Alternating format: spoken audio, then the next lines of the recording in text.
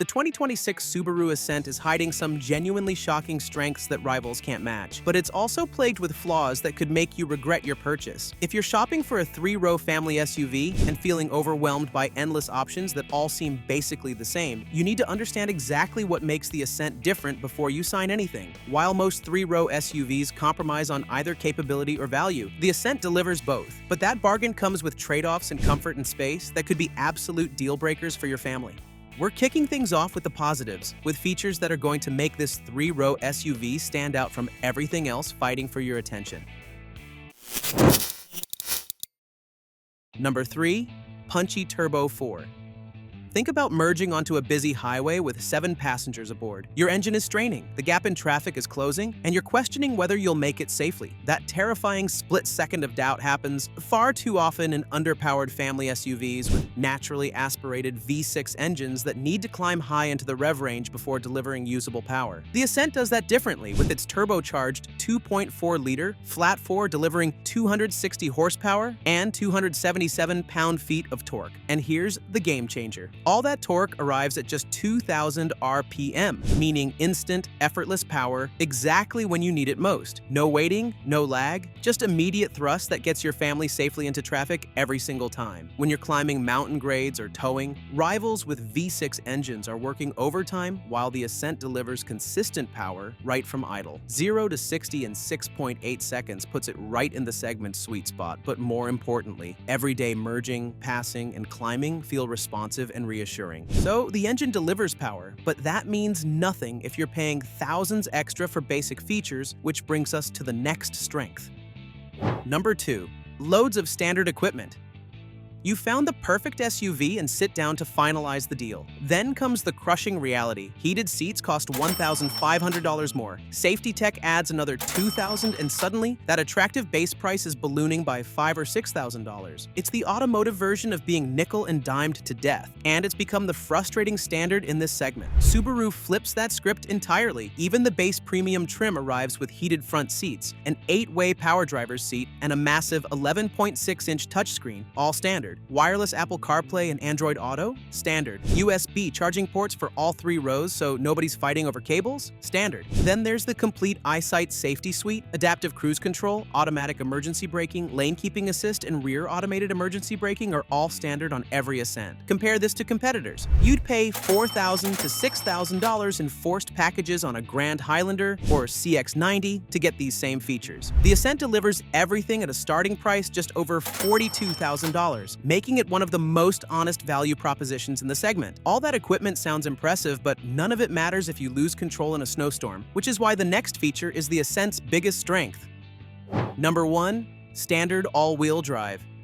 It's a freezing winter morning. You back onto the snow-covered street, press the accelerator, and feel your front tires spinning uselessly. Your all-wheel drive SUV isn't sending power to the rear yet. It's waiting, analyzing, hesitating while you rock back and forth. Or worse, you're navigating a wet curve when your vehicle loses grip, and there's that heart-stopping delay before the system finally engages. This is the dirty secret of most all-wheel drive SUVs. They're front-wheel drive vehicles with reactive systems that only engage after wheels have already started slipping. That delay, that moment of uncertainty, is where accidents happen. The Ascent eliminates that anxiety with Subaru's symmetric all-wheel drive system. Instead of waiting for wheels to slip, the Ascent actively distributes power to all 4 wheels all the time. No delay, no waiting, no hoping the system engages before something bad happens. When you hit ice or navigate wet curves, the power is already distributed and traction is already maximized. It's the difference between reactive and proactive, between responding to problems and preventing them entirely. That constant power distribution also delivers better handling on dry pavement and superior capability on muddy campground roads or snow-covered trails where front-biased systems spin and struggle.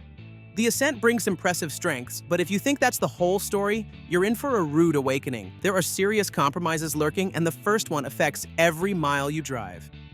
Number 3. Stiff ride.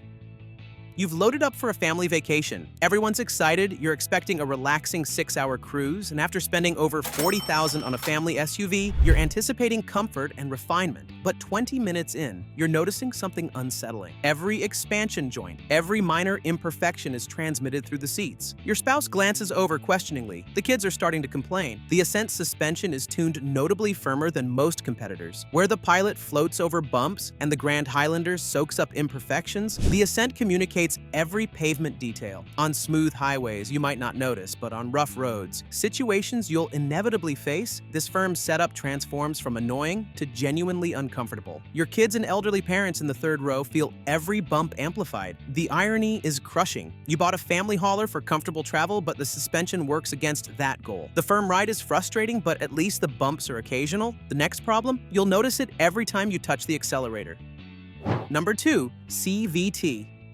You're on a 2-lane highway approaching a slow semi. The passing lane is clear, you've got a gap, perfect opportunity. You press the accelerator expecting a crisp downshift and satisfying surge. Instead, the engine revs climb higher and higher, creating a droning whine that sounds like the transmission is searching for a gear it can never find. The power comes eventually, but it feels completely disconnected from the noise. Welcome to life with a continuously variable transmission. Yes, it's reliable and contributes to decent fuel economy. But here's what frustrates you daily. The driving experience feels fundamentally compromised. That engine noise is your constant companion during acceleration, with the CVT holding the engine at sustained high RPMs. Instead of feeling fast, it feels loud and labored, like the engine and transmission are fighting each other. Here's the tragedy. Remember that punchy Turbo 4 we praised? All that potential, 260 horsepower and 277 pound-feet at 2,000 RPM is held back by a transmission prioritizing efficiency over engagement. This engine would be so much more responsive with a conventional automatic delivering crisp downshifts. Instead, every acceleration feels compromised. The CVT ruins daily driving, but the final problem? There's no way around it, and it strikes at the very heart of why you're buying a 3-row SUV. Number 1. Tight third row.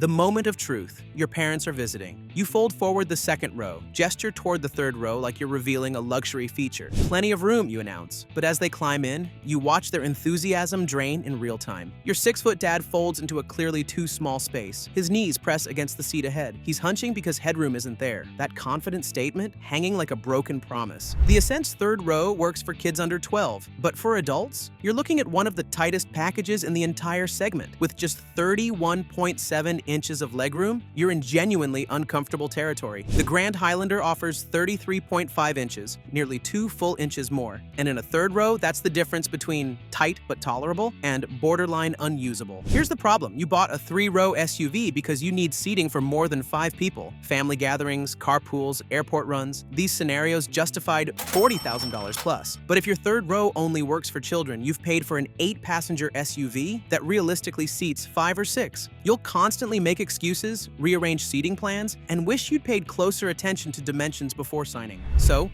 where does this leave the Ascent? It's a 3-row SUV with a split personality, delivering exceptional value with standard all-wheel drive, a punchy engine, and loaded equipment, but simultaneously frustrating owners with a firm ride, a CVT that sabotages driving enjoyment, and a cramped third row that defeats the purpose of buying this size vehicle. If your priorities center on all-weather capability and maximum features for your money, and you accept the third row is really just for kids, the Ascent makes sense. But if you expect the comfort, refinement, and genuine 3-row usability that competitors deliver, you'll end up disappointed on every family trip.